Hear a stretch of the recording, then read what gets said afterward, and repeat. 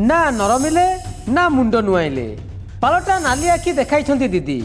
दीघा जगन्नाथ मंदिर नामकरण विवाद निआरे पालटा घीओ ढाई दीदी। दीघा जगन्नाथ मंदिर धाम शब्द हटाइबा बेलाभूमि को महोदधि कहबारु निवृत्त रहिबा घटना को नहीं चेतावनी देते आईन मंत्री पृथ्वीराज हरिचंदन। नचेत आईनगत लड़ाईर संकेत देते ओडिशा सरकार हेले यह फू कर उड़ाई देते ममता बनर्जी। सकाळु सकाळु स्थायी जगन्नाथ धामर होर्डिंग टाणी बंग प्रशासन। ममता मुंड नुआइले आउ धाम होर्डिंग हटाइले बोली सोमवार बीजेपी आईटी सेल मुख्य अमित मालवीय कर ट्वीट को मंगलवार मिछ बोली प्रमाणित कले दीदी।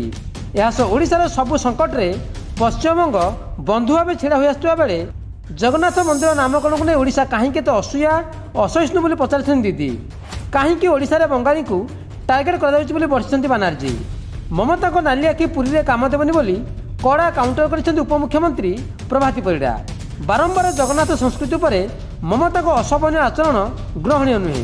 पुरी पर प्रचार आवश्यकता नहीं कि बयकट्र भय नहीं। देखो करथिले तो बहुत भल किंतु जदि न करिथिबे आमे राज्य सरकार पक्षर अनुरोध करबाटो आरंभ करी आईनगत पदक्षेप नवा पर्यंत भी प्रस्तुत होछि। যখন আপনাদের আলুর টান পড়ে বাংলা যোগায়, যখন আপনাদের সাইক্লোনে ইলেকট্রিসিটি সব ভেঙে যায়, সমস্ত রাস্তার পাইপগুলো ওয়্যারগুলো নষ্ট হয়ে যায়, আপনারা আমাদের ইঞ্জিনিয়ার চান, তো আমরা যদি একটা জগন্নাথ ধাম করি আপনাদের আপত্তির কি আছে? আমার কাছে খবর এসছে উড়িষ্যায় বাংলায় কথা বললেই তাকে মারা হচ্ছে। পুরী তো গোটে জায়গা এমনি তার প্রচার প্রসার আবশ্যকতা ন থাকে। जहाँ पाखे जगन्नाथ और जगन्नाथ आशीर्वाद अच्छी ताकू कहार बॉयकट कहार कथा कहार किछि नाली आखि किछि पुरी को अफेक्ट करे किंतु बार बार जगन्नाथ संस्कृति उपरे छेड़खानी करवाटा ममता बनर्जी शोभनीय आचरण नुहे। सेपटे ममता को समर्थन में बाहरी इस्कन उपसभापति राधारमण दास। शास्त्र अनुसार 4 धाम रही किंतु अन्य स्थान जगन्नाथ मंदिर को भी धाम कहुपर जो मंदिर तीर्थस्थल बा श्रद्धालु समागम हुए ताकू भी धाम कहुपर। वृंदावन नवद्वीप धाम नजर देते राधारमण। दीघारे भव्य जगन्नाथ प्राण प्रतिष्ठा पर से स्थान केमिति साधारण हो पार जो प्रभु निवास कर सारे ताकू धाम कहुपर। यह विरोध करता व्यक्तिविशेष सठिक कहूना बोली कहते राधारमण। एमितिर गजपति महाराज भी स्पष्ट कर सारी केवल पुरी को जगन्नाथ धाम कहुपर। अन्य जगन्नाथ मंदिर में समर्पित नैवेद्य महाप्रसाद नुहे। से दीघा श्री जगन्नाथ मंदिर ट्रस्टी उद्योक्ता और पृष्ठपोषक या धाम भाव नामित कर निवृत्त लगी अनुरोध करते गजपति। दीघा जगन्नाथ धाम ना प्रसंग में ज्योतिर्मठ शंकराचार्य अभिमुक्तेश्वरानंद सरस्वती भी गजपति स्वर मिलाई। प्रभु जगन्नाथ केवल गोटे धाम पुरी अच्छी गोटे धाम केवल गोटे स्थान रही पार।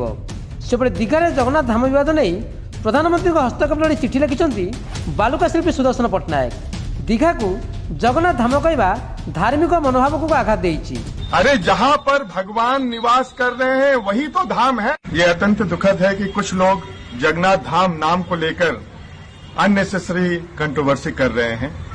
हमारे शास्त्रों के अनुसार जहाँ भी भगवान का वास होता है उसे धाम कहा जाता है। ममता को मनमानी और मुह टाण को नहीं चारिआडे समालोचना यह विभिन्न महल में तीव्र प्रतिक्रिया प्रकाश पाई। श्रीक्षेत्र बेंगली माने प्रेसर कले निश्चित भाव में काढ़े से जो भाई जहाँ जगन्नाथ क्या छाड़ी ना क्या छाड़ी ना दीदी की छाड़ी अन्य जगह को धाम कह कौन तात्पर्य ना से जहाँ कि कही दीघा को जगन्नाथ धाम खाली लिखिदेले कौन हो तेणु जगन्नाथ धाम जहाँ पुराण में जहाँ ऋषि मान द्वारा प्रणीत होती धाम तेणु ये श्रेष्ठ धाम को कहीं बदल पारे ना। ये ओरिजिनल जगन्नाथ तो ओरिजिनल ही है, ज्यादा यहाँ पे कोई फर्क नहीं पड़ेगा। यही ओरिजिनल और पब्लिक यहीं पे आएगी।